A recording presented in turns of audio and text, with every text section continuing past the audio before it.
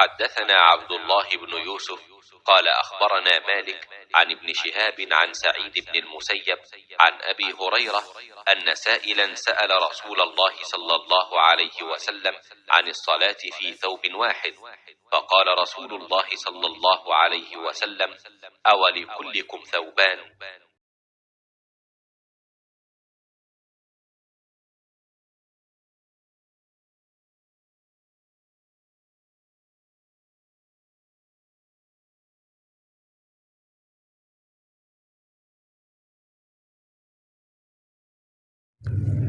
एक पूछने वाले ने रसूलुल्लाह सल्लल्लाहु अलैहि वसल्लम से एक कपड़े में नमाज पढ़ने के मुतालिक पूछा तो आप सल्लल्लाहु अलैहि वसल्लम ने फरमाया, कुछ बुरा नहीं, भला क्या तुम सब में हर शख्स के पास दो कपड़े हैं।